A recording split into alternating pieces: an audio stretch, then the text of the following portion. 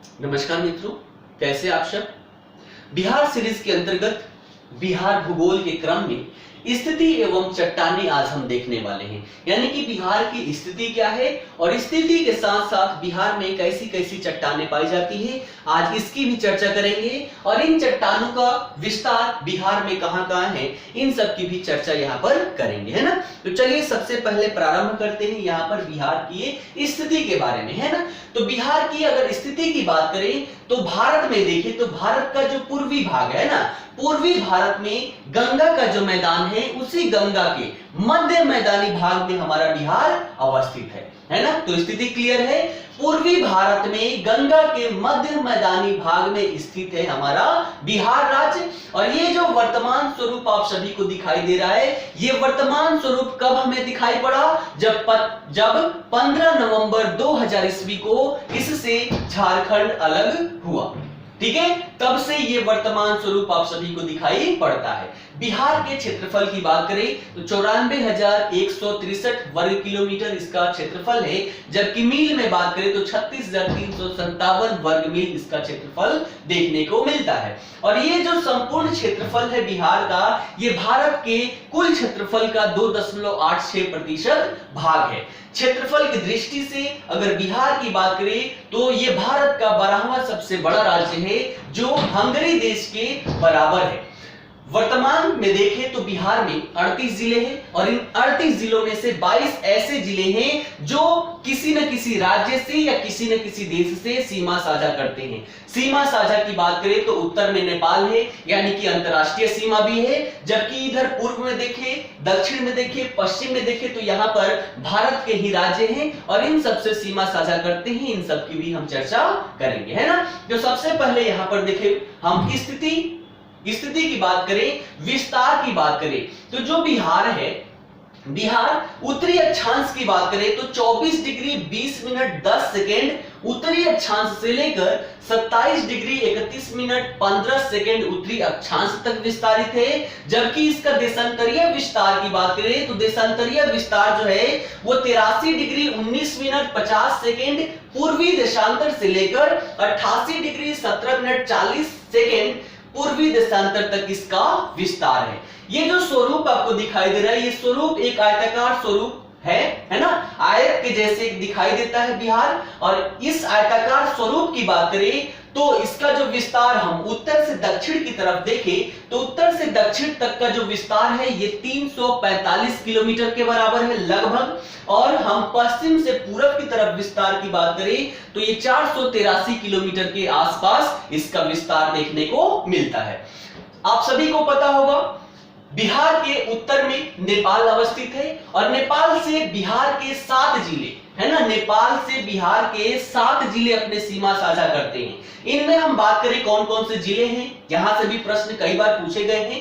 तो नेपाल से सीमा साझा करने वाले जिले में 7 जिले कौन कौन से, सबसे पहले तो यहाँ क्या है, पश्चिमी चंपारण, है ना, उसके बाद पूर्वी चंपारण, इसके बाद आगे बढ़ेंगे तो सीतामढ़ी, फिर आगे बढ़ेंगे मधुबनी, फिर सुपौल, फिर अररिया और यहाँ पर क्या है, किशनगंज।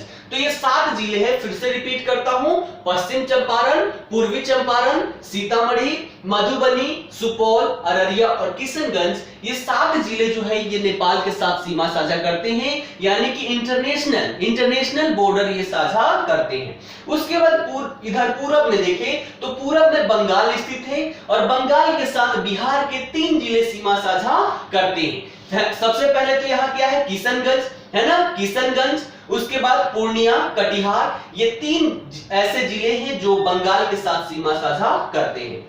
उसके बाद दक्षिण में देखें तो दक्षिण में झारखंड, जो बिहार का ही पहले भाग था, 15 नवंबर 2000 ईस्वी को बिहार से अलग हुआ, वो अवस्थित है दक्षिण में। और दक्षिण के साथ देखें, झारखंड के साथ देखें तो 7 जिले सीमा साझा करते हैं। अगर यहां से प्रारंभ करें तो यहाँ पर रोहतास का छोटा सा, है ना, रोहतास का छोटा सा पार्ट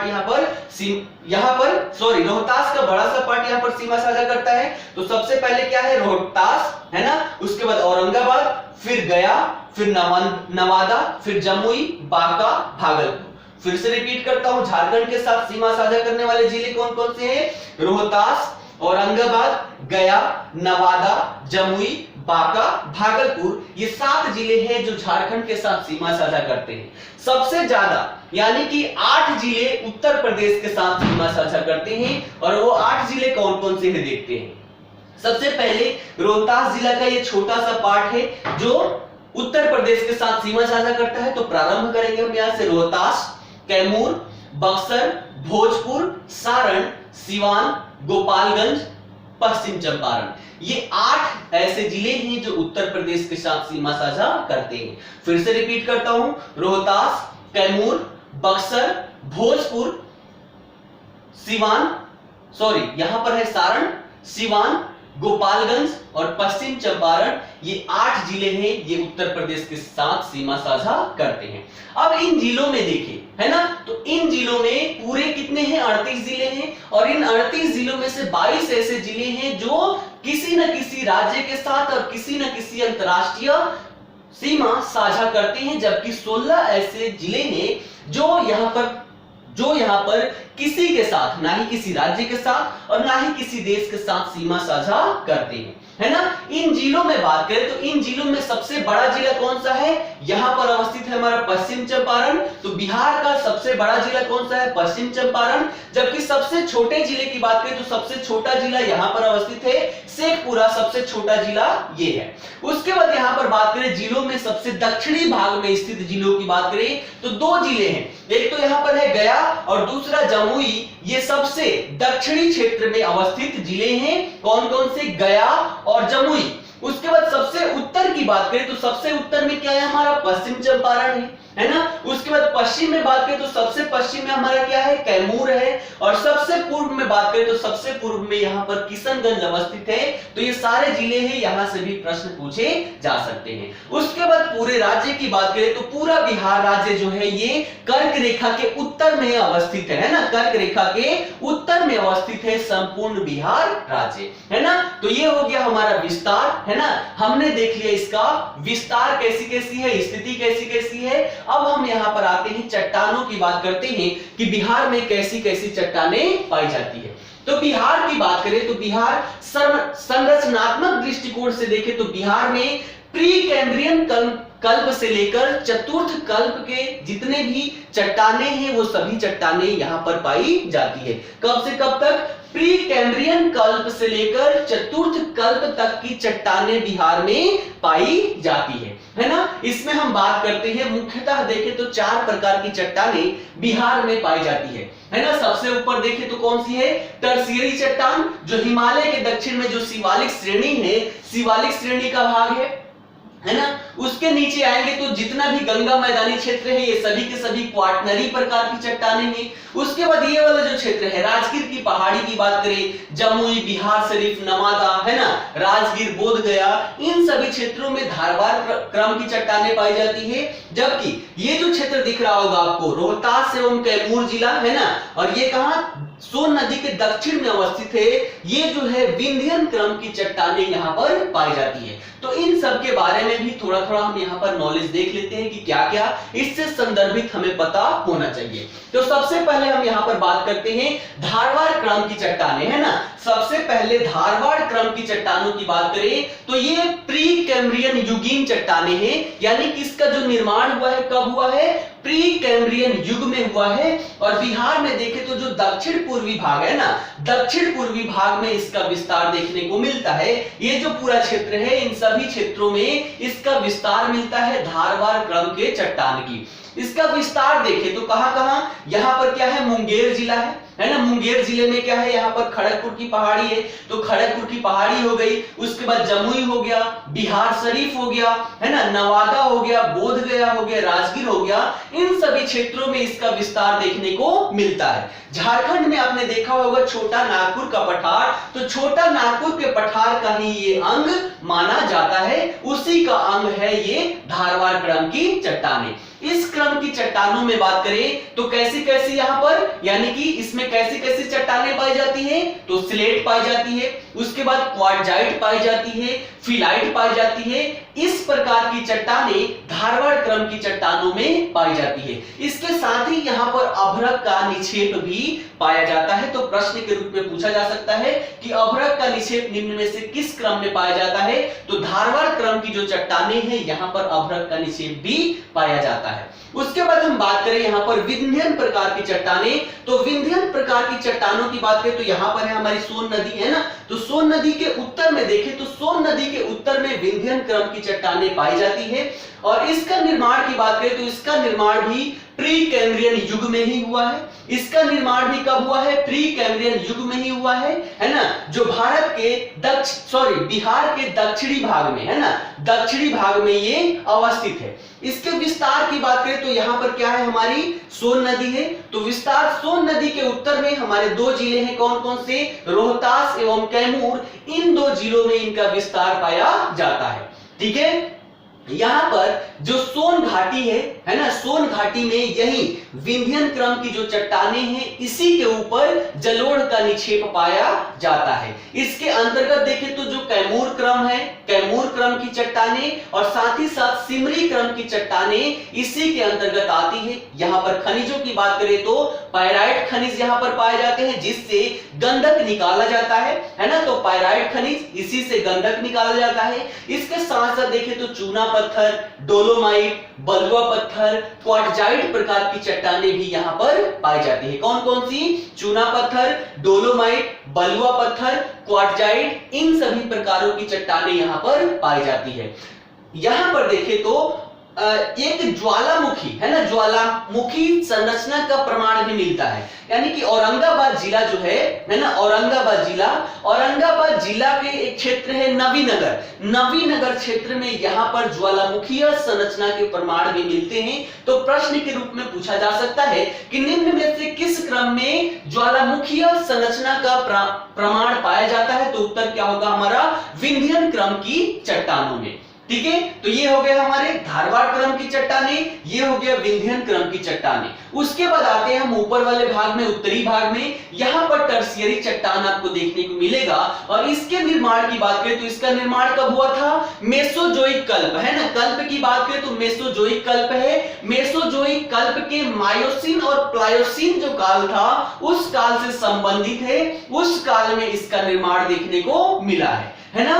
और इसकी अगर बात करें है ना टर्शियरी चट्टान की, तो जब हिमालय का उत्थान हो रहा था, उत्थान में देखें तो यहां पर हमने दो समय काल देखा, कौन कौन सा? मायोसिन और प्लायोसिन। इसी समय काल में हिमालय का दूसरा और तीसरा उत्थान हुआ था, इसी समय काल पर इसका भी निर्माण हुआ था, है ना। इसकी बात करें तो हिमालय का जो दक्षिणी भाग है, हिमालय का दक्षिणी भाग यानी कि शिवालिक श्रेणी है, शिवालिक श्रेणी का ही ये विस्तार देखने को मिलता है। इस श्रेणी में बात करें तो बालू पत्थर है ना, कांग्लोमरेट चट्टान, बोल्डर क्ले इत्यादि यहाँ पर पाई जाती है।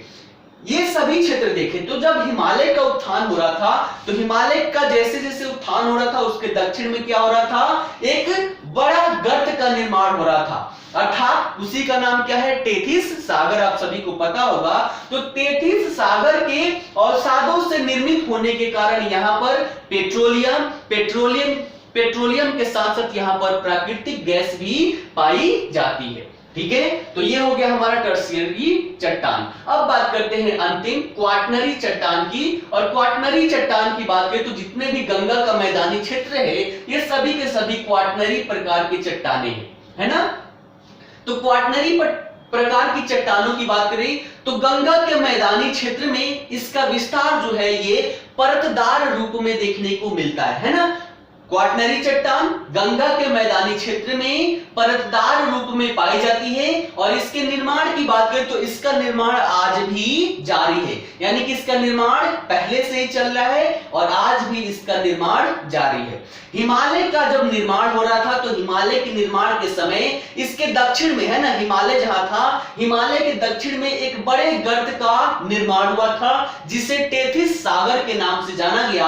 और जब ये टेथिस सागर यहाँ पर बना, बहुत ही बड़ा यहाँ पर गर्त था, है ना। तो इन गर्तों में बहुत सारी नदियों का यहाँ पर बहाव हुआ, जैसे हमारा पठारी क्षेत्र से जाने वाली नदियां और साथ ही साथ हिमालयी क्षेत्र से जाने वाली नदियां। तो इन दोनों नदियों के द्वारा, चाहे पठारी नदी हो या हिमालयी नदी हो, इन दोनों नदियों के द्वारा बड़े स्तर पर निक्षेप लाए गए और इन निक्षेपों का भराव इस गर्त में होने लगा, यानी कि टेथिस सागर में इन निक्षेपों का भराव होने लगा और इसी भराव के कारण धीरे धीरे करते करते ये जो गर्त था, बहुत बड़ा गर्त था, एक बड़े मैदान के रूप में ये विस्तारित हो गया। ठीक है, तो इसका निर्माण कैसे हुआ? पठारी एवं हिमालयी नदियों के द्वारा जितने भी निक्षेप थे उन निक्षेपों को लाकर भरा जाने लगा।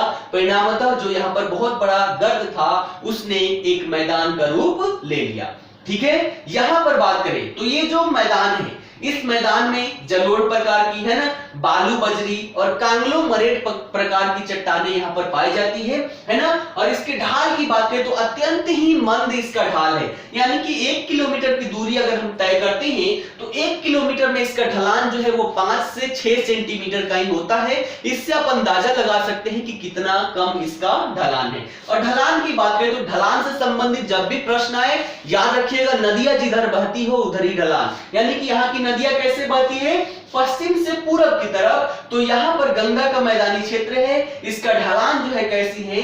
पश्चिम से पूरब की ओर है। अब ये गंगा का मैदानी भाग है, इसको भी पढ़ने के लिए 2 भागों में विभाजित करते हैं, है ना। गंगा नदी बिहार को बीचों बीच से काटती है ना, बीचों बीच से गंगा नदी निकली हुई है। तो गंगा नदी के उत्तर वाले भाग को उत्तरी गंगा का मैदान कहते हैं, जबकि दक्षिण वाले भाग को दक्षिणी गंगा का मैदान कहते हैं। तो अगले वीडियो में हम ये देखने वाले हैं कि यहां पर किस प्रकार की, है ना, किस प्रकार का यहां पर विभाजन है, जितने भी यहाँ पर है मैदान कहाँ है, पहाड़ी क्षेत्र कहाँ है, पठारी क्षेत्र कहाँ है, इन सबको यहाँ पर हम देखने वाले हैं अगली वीडियो में। तो आज के लिए इतना ही रहने देते हैं। इसमें हमने वो सारी चीजें देख लिया जहां से 1-2 प्रश्न बार बार पूछ लिए जाते हैं। इन सब पर ध्यान रखिएगा, नोट्स बनाइएगा और नोट्स बनाकर बार बार रिवीजन करने का प्रयास कीजिएगा, क्योंकि बार बार रिवीजन करने से क्या होगा, हमारे माइंड में सेटअप होगा। साथ ही साथ ये पढ़ते वक्त आप एटलस का या फिर मैप का प्रयोग करेंगे, जिसके माध्यम से जो भी हम पढ़ रहे हैं वो माइंड में दिखते हुए चले। ये सभी क्षेत्रों को याद रखना है। धारवाड़ क्रम की चट्टानें, विंध्यन क्रम की चट्टानें, क्वाटनरी क्रम की चट्टानें और टर्सरी क्रम की चट्टानें कहां कहां पर अवस्थित है, ये सारी चीजें याद रखिएगा। ठीक है, तो चलिए आज के लिए इतने ही। फिर मिलते हैं अगले वीडियो में, जिसमें हम गंगा का जो क्षेत्र है, मैदानी भाग, पहाड़ी भाग, इन सब के बारे में हम देखने का प्रयास करेंगे। ठीक है, तो चलिए आज के लिए इतना ही। धन्यवाद।